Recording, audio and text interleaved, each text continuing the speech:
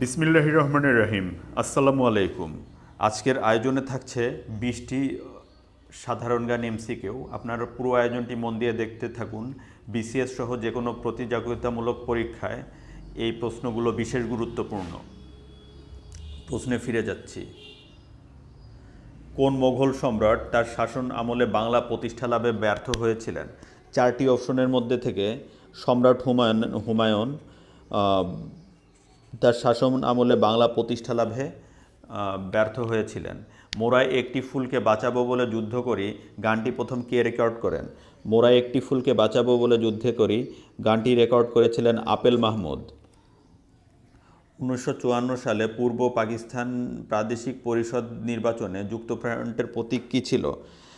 1954 সালে পূর্ব পাকিস্তান প্রাদেশিক পরিষদে যুক্তফ্রন্টের নির্বাচনী প্রতীক ছিল নৌকা।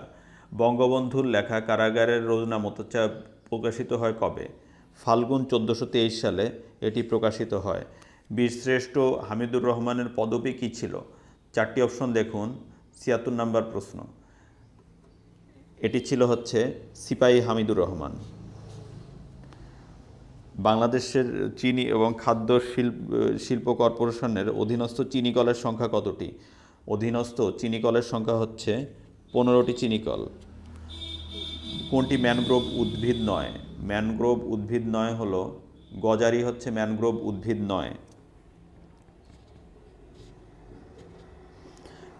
আলুর একটি জাত কি? আলুর একটি জাত ডায়মন্ড। সম্প্রতি বাংলাদেশের বিজ্ঞানীরা পাট ও ছত্রাকের কয়টি জিনের পেটেন্ট লাভ করে? পাট এবং ছত্রাকের 7টি জিনের পেটেন্ট লাভ করে। বিজ্ঞানীরা পাট এবং ছত্রাকের 7টি জিনের পেটেন্ট লাভ করে। পরের প্রশ্ন, খাসিয়া গ্রামগুলো কি নামে পরিচিত? খাসিয়া গ্রামগুলো পরিচিত হলো পুঞ্জি নামে।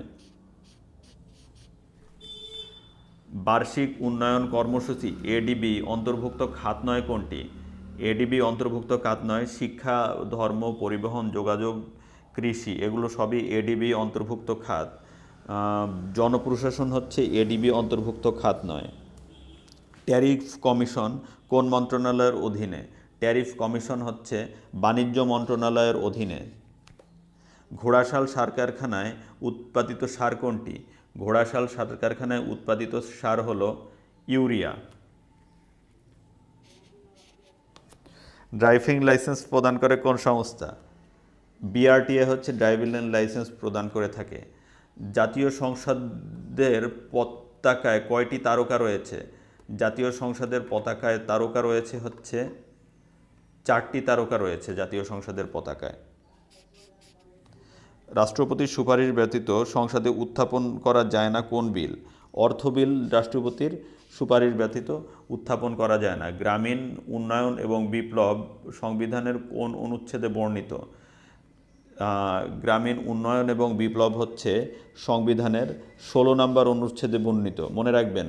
আসার মতো একটি প্রশ্ন, বাংলাদেশের হস্তলিখিত মূল সংবিধানে গণপরিষদের কতজন সদস্য স্বাক্ষর করেন? 309 জন সদস্য স্বাক্ষর করেন গণপরিষদের। এনআইএলজি এর পূর্ণরূপ কি? এনআইএলজি এর পূর্ণরূপ National Institute of Local Government. National Institute of Local Government NILG এর পূর্ণরূপ।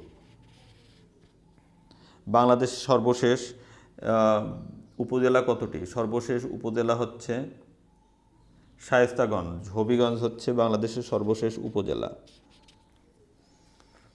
ধন্যবাদ ভিউয়ার্স। আজকের ভিডিওটি এ পর্যন্তই। আমাদের ভিডিওগুলো যদি আপনাদের ভালো লেগে থাকে তবে আমার চ্যানেলটি সাবস্ক্রাইব করুন এবং নতুন নতুন ভিডিওর আপডেট পেতে পাশে থাকা বেল আইকনটি প্রেস করুন।